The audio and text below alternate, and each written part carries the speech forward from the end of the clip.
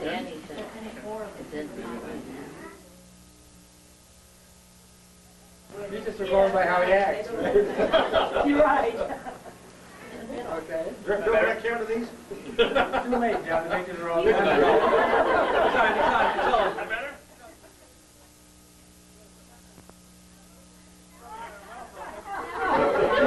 She wasn't looking. She had her mouth open, probably, huh? Was it a natural cause? Yeah. That was it. Come on, Holly. You got pictures? Oh, yeah. Hey, Holly. From me. Oh, yeah.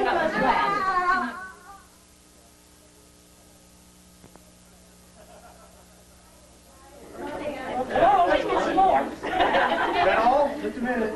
Everybody? She's waiting for the lights to go on. Okay. Oh, I'm sorry.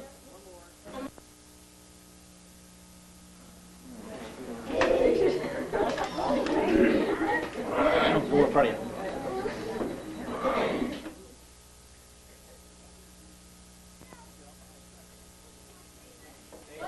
Stay away.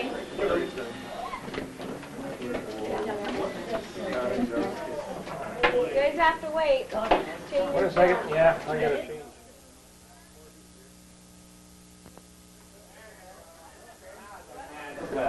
Okay.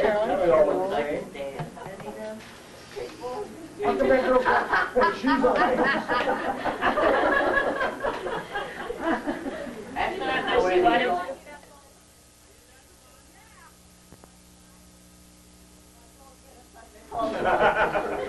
What's wrong with talking? Wait a minute, we want Grace in there with John. Grace is going to come have lunch with us. Here I am. Ready or not. No, wait a minute. Let me pull. Picture. Got her. I can tell you weren't thrilled about that one. Don't get in the way yet.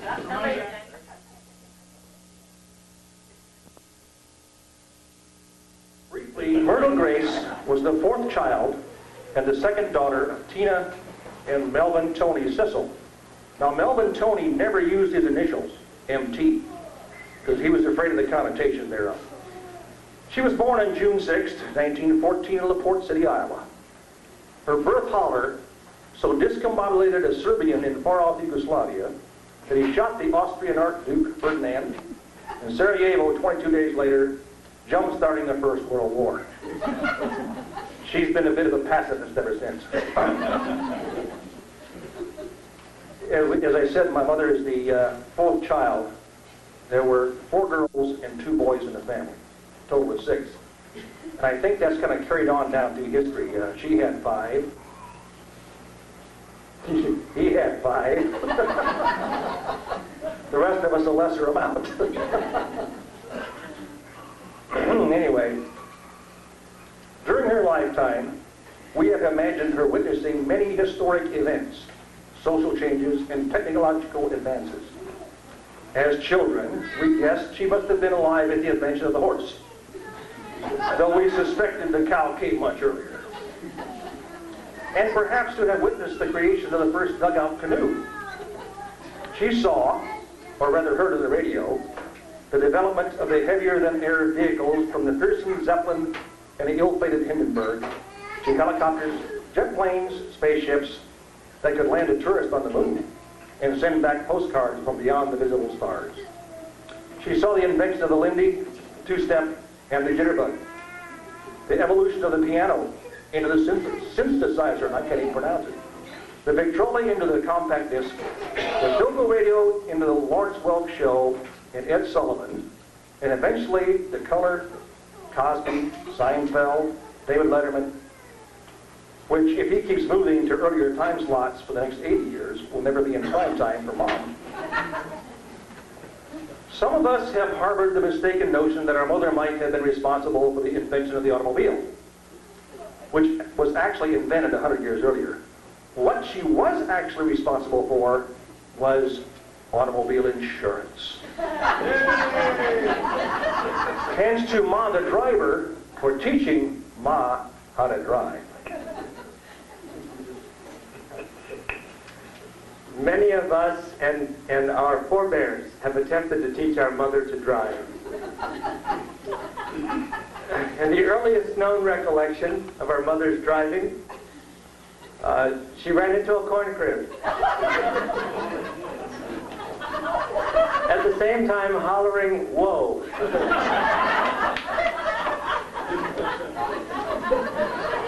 My own attempts to teach my mother to drive went something like this.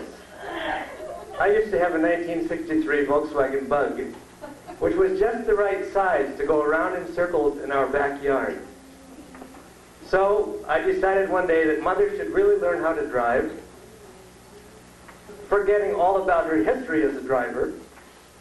So I packed her into the Volkswagen in the driver's seat, sat beside her, taught her where low was, and we went quite successfully round and round in the backyard. There was no way to get Mother out of low gear without going onto the street. So we went onto the street. At the second corner, Mother having navigated the first corner quite successfully, we were approached at great speed by a great big truck. And Mother, having quickly forgotten which was the clutch, which was the brake, and which was the accelerator, accelerated in front of the truck. That was the end of my attempt to teach Mother to drive. However, we didn't give up with that. Glenn took his turn trying to teach Mother to drive. Roe had his turn trying to teach Mother to drive. Right. And what happened? Out in the middle of the 147 tillable acres out on the farm, you know, you're all familiar with that, there's a single post. Mom found it.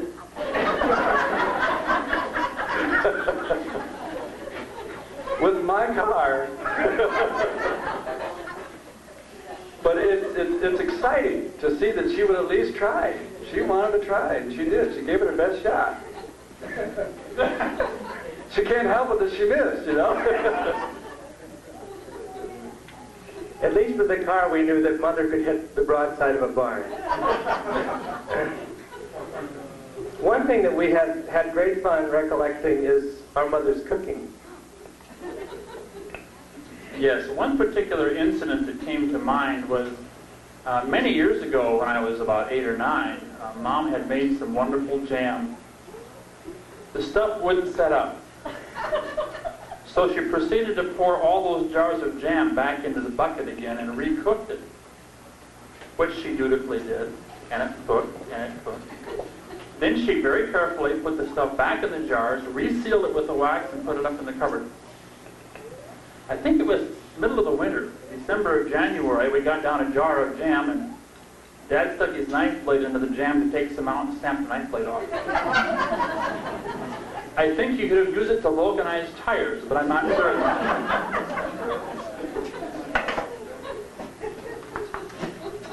Then sometime later, she made some of her wonderful bread that she used to make, and we're to this day not certain which ingredient she left out. But it was so hard, you couldn't break it. So we put it out expecting the dog to eat it, and come next spring, it was still out there. In the same condition as we put it out there. Okay, what? Well, then there's Mother's creativity in cooking meat. As a kid, I grew up thinking beef was that thick and brown all the way through. Little did I know until I got down at Houston Air Force Base, Mississippi, you could get steak that thick with pink in the middle. Seriously, Mom, I was always amazed when I was growing up, when Dad was sick so much, that we didn't have anything, but there was always food on the table. And always we're talking about how amazed we are that you always provided for us. It might be stewed tomatoes and bread, but there was always plenty of food for us to eat, and we loved it for that. True, very true. Our mother was an unstinting disciplinarian and believed that if you spared the rod, or the ping pong paddle, or the razor strap, or the coat hanger, you would spoil the child. But that's not the end of it. Joe and I were, still are, the closest of the brothers together in age. And so we used to have some pretty good, times of scuffling and things like that. And Mom was really good about trying to break us up. She would throw more blows than the two of us combined and never land a one. And one of her favorite instruments that she used to use was an oak yardstick. Until one day we were being chased up the steps, and she swung and missed, and it shattered, and she couldn't use it anymore. So Mom, we present you with a new one, but remember, nowadays they don't make them like they used to.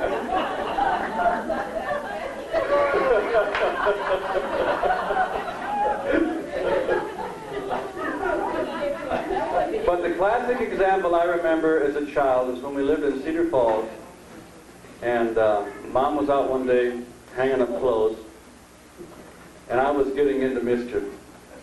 And that really wasn't my normal state. I want you to know that. My brothers can attest to the truth of that. I was into mischief, and Mom started to discipline, and she was laying on hands, you might say, applying the right hand of fellowship to the left posterior of my body. And we had a very trustworthy watchdog named Rex. And I was bellowing and screeching like she was killing me, and so Rex thought that I was. So he landed his teeth in Mom's posterior. Fortunately for Mom, but not for the dog, she was wearing the trustworthy girdle. And I think it sprained his jaw. The dog was never the same again. We did have to put him to sleep after that. But it was actually old age and not mother's armor that did it. One of the things that we thought might be interesting for our mother was if she could know now that she's old enough, she's probably old enough to know some of the secrets that we, her sons, have kept from her for all these years.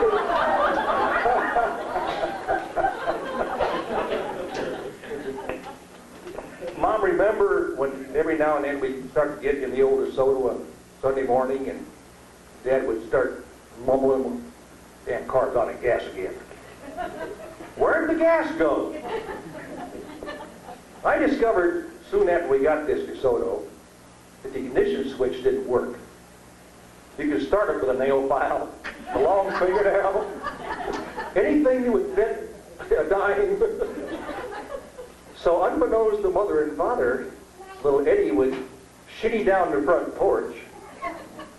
We lived on a hill in College Street in Cedar Falls, and just kind of ease my way into the car, turn the switch on, put the clutch in, about 2 blocks away at the bottom of the hill, let the clutch out, the way I'd go. The only problem was, every now and then I forgot to put the gas back in the tank. Hence the Sunday morning cussing. One thing I've been too embarrassed, there was one subject in our family that was virtually taboo, at least my generation of the family. I give my younger brothers some credit for being in another generation. And one of those things which we didn't discuss, we can't discuss now either because there are children present. but our mother nearly died at one point in our young lives from having the mumps. And I was the misfortunate person who brought them home into the house. And I was never able until this day, and I am now younger than my mother. I'm still younger than my mother. That I got the mumps from kissing girls. And I was super. He was in the 6th grade. I'm only embarrassed to say it now because it's so long ago. and so far away. But there it is, Mother. My secret is out. One thing that I remembered just a minute ago was Dad was the fudge maker in the family. Well, one year, Dad was either working or something. He couldn't make the fudge, so Mom decided she was going to make the fudge. It never hardened. It would just pour. And she cooked it, and it never did harden. She put it in the freezer, and it still didn't harden. But we had a good fun time eating the fudge with a spoon. Any other confessions? Back to the mum's story. You know, I was the only kid in the family that didn't get it. And I was telling Dan a while ago, it must have been because I had more practice than he did kissing girls. He still had more practice than me.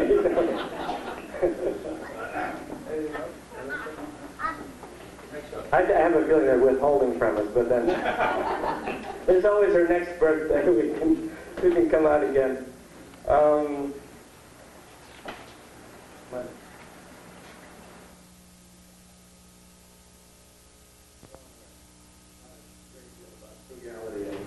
And money matters, and unfortunately she didn't teach us how to save much, but she did teach us how to spend carefully. How to manage with not a lot. I think it was her depression, her post-depression, or depression experience. So we give her credit for that. But one of the things she also taught us, besides how to spend carefully, was how to be generous. And I'm very grateful to Mom for that.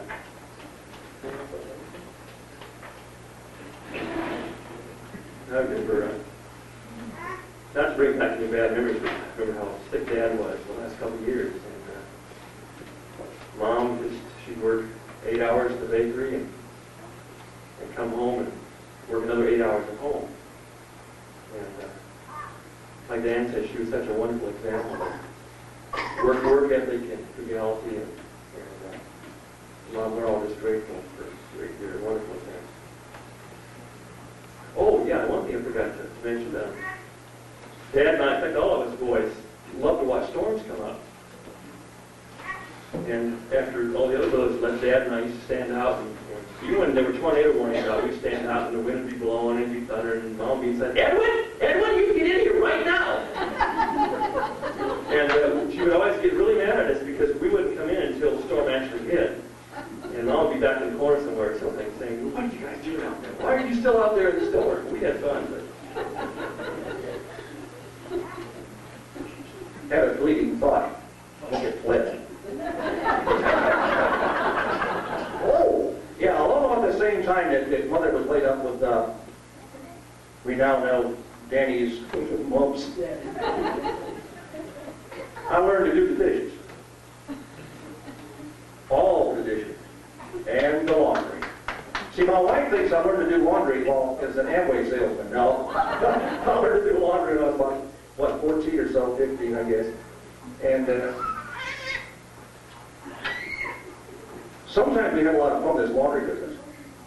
In fact, one day, soon after Mom got home from the hospital, we had just finished changing Joe's diapers. And Dan and I proceeded to kind of toss him around a little bit. Turned into a full-blown game of catch. And we're playing catch with Joe across the living room. Yeah, I thought she was going to have a heart attack right there. Anyway, John. Speaking of dishes, the folks at one point in time had this beautiful set of dishes, kind of a pink pattern, with like a house or something in the middle of it. I think we managed throughout the times we did dishes to break every one of them. In fact, I think they're all gone. But she still made us keep doing the dishes.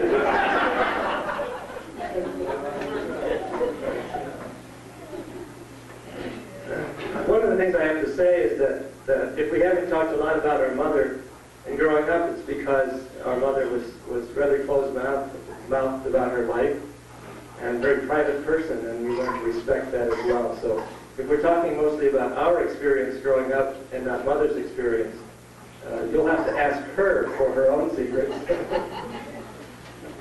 We'd like to do a little, to pay tribute to our mother now with a little song.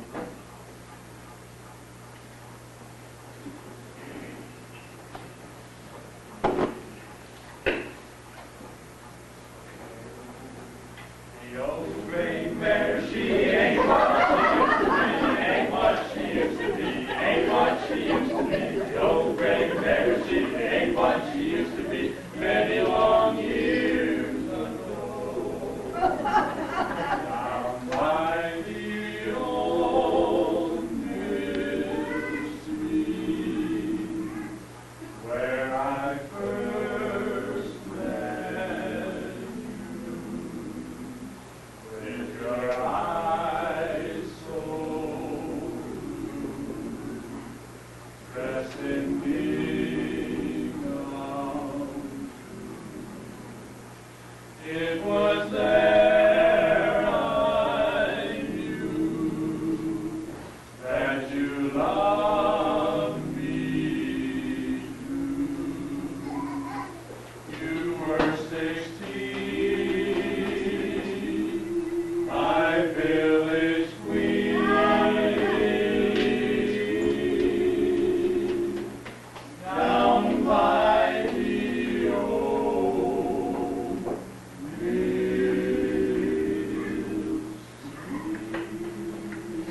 down by the old mill street, where I first met you, with your eyes so blue, not green but blue, dressed in gingham too. It was there I knew that you loved me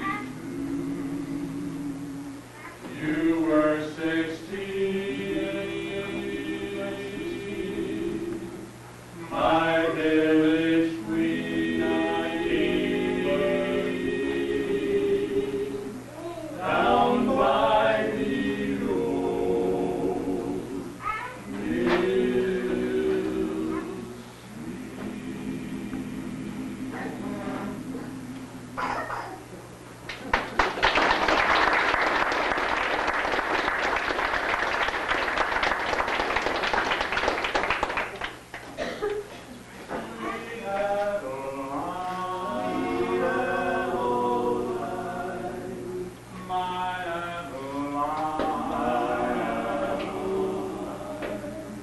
at night, dear heart,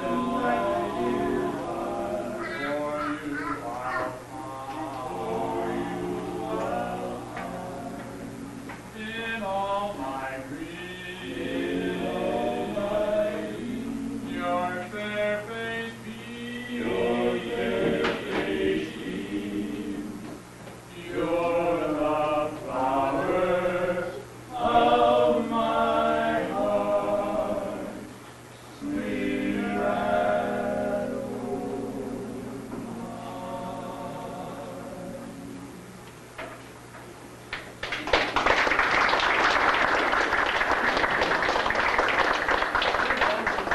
Years, so we thought we better not rehearse them. We might blow some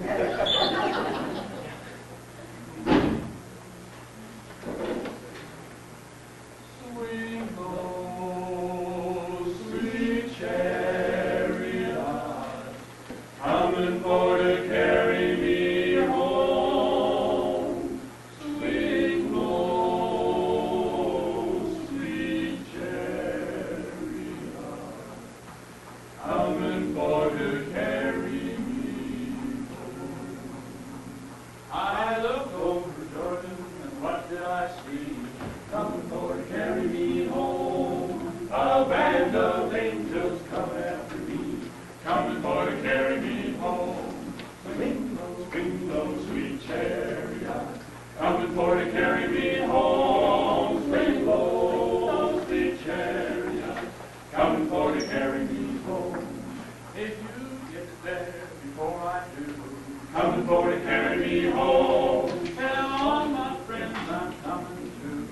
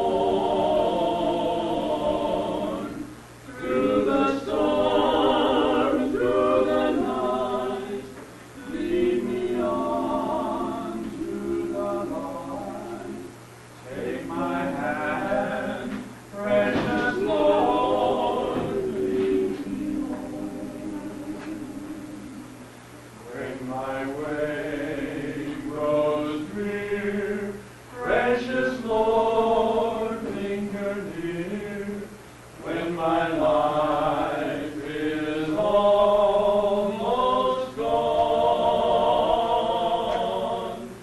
Hear my cry, hear my call, hold my hand as I fall. Take my hand, precious Lord, lead me home. Precious Lord, take my hand, lead me on, let me stand. I am tired, I am weak, I am worn. Through the storm, through the night, lead me on to the light.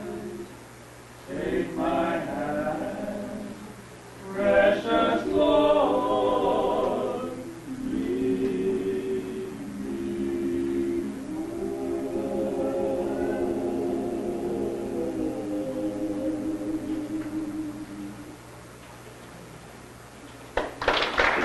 We're done.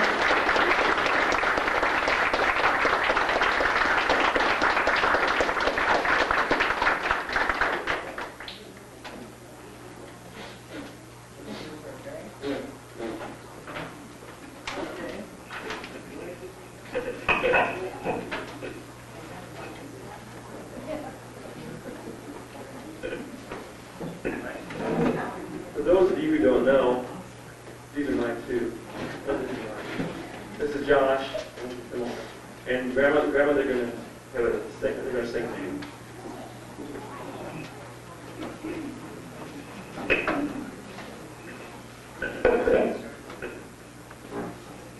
Oh, Jesus gave water, oh my Jesus gave water, oh Jesus gave water, and it was not from the well, Jesus gave water, you know my Jesus gave water, oh Jesus gave water, and it was not from the well, where there was a woman from Samaria, came to the well to get some water, but there she met a stranger, cause she did her story tell. She left my Savior singing, she came back to him ringing. From the time she gave was the Lord, and it was not from the well. Well, Jesus gave water, you know my Jesus gave water. Oh, Jesus gave water, and it was not from the well. Well, on that woman he had pity, she ran back to the city, crying, glory, hallelujah, I'm gonna let her praise this Lamb. Every time she got him, she'd stop to think about him, and the man who gave her water, Lord, and it was not from the well. Oh, he gave her water, Jesus gave her water, oh, Jesus, he gave water, I'm gonna let her praise this Lamb. Jesus gave that woman water, he gave her that living, lasting water. Oh, and it was not from the well. Oh, he gave her water, Jesus gave her water.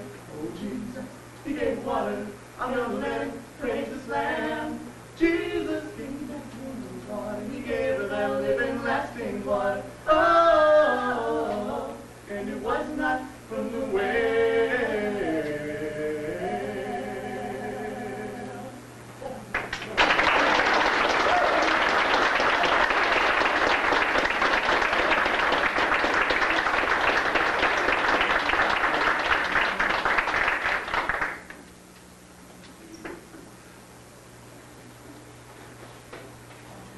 We're that quiet. Anybody want some cake or something like that?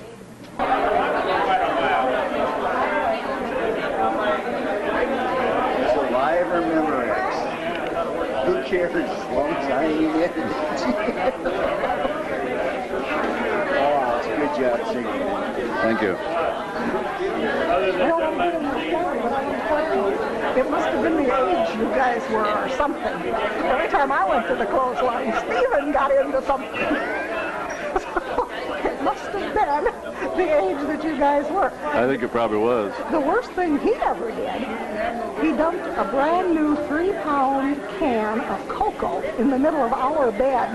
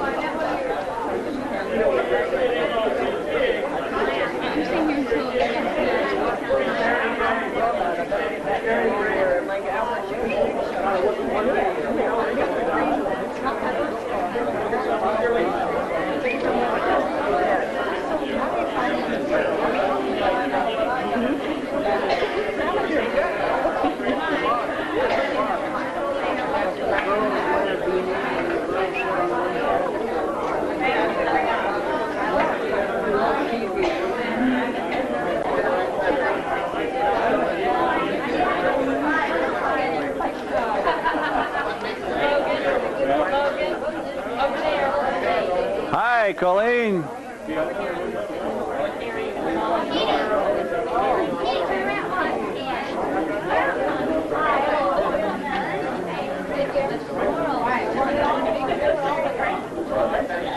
How are you? Hi, Katie. How are you?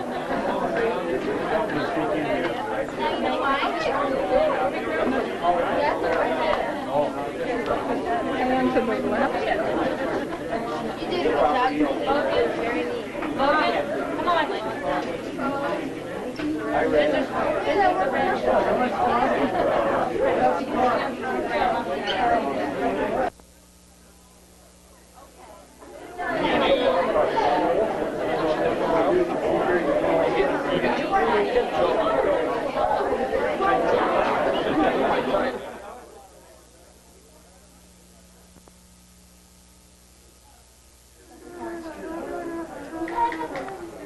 on. Oh, did we get it? Play skip-ball? You can have your head or shake your head. Whatever.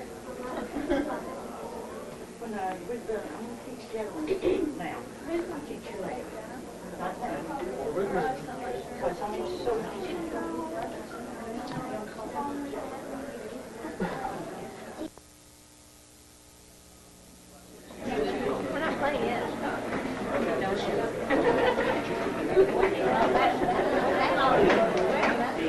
Can't wait to see now. This is all the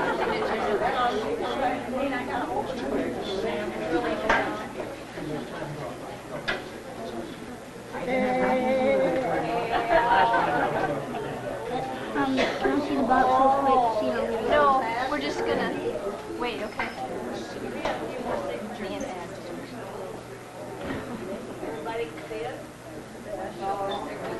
I saw him. You can go over there. Thanks for letting us follow.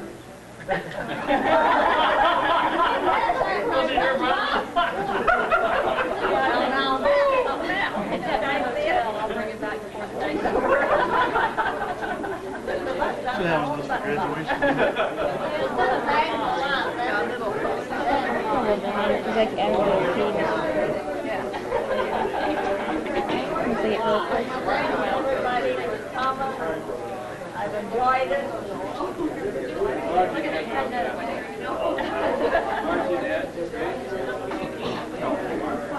No, no picture. We have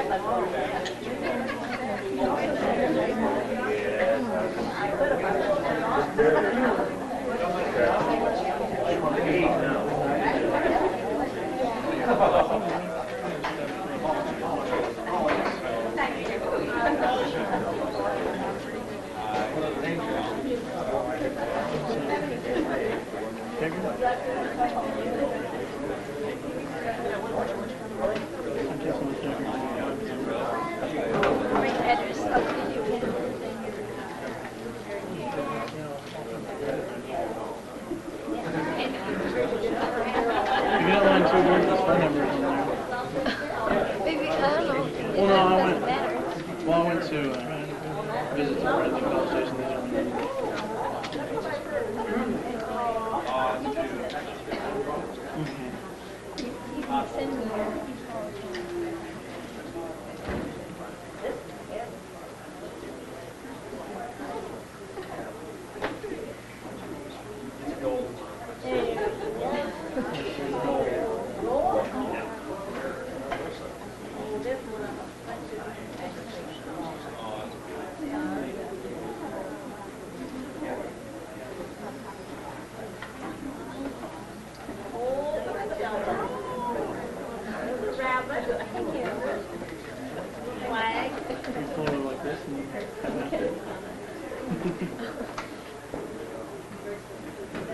What's your name on? It says welcome.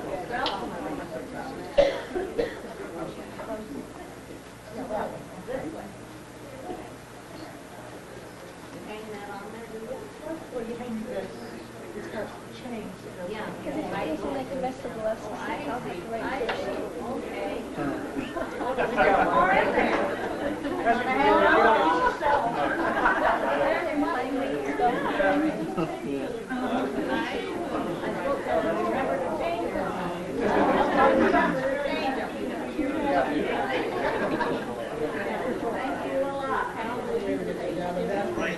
Yeah, right.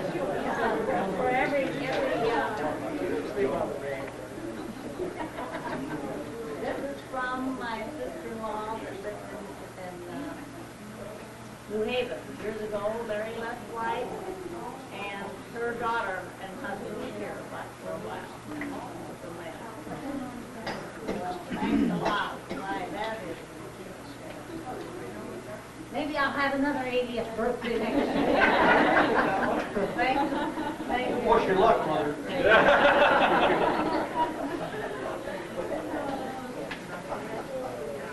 You better not, Mom. We only said nice things about you today. You might not think I did.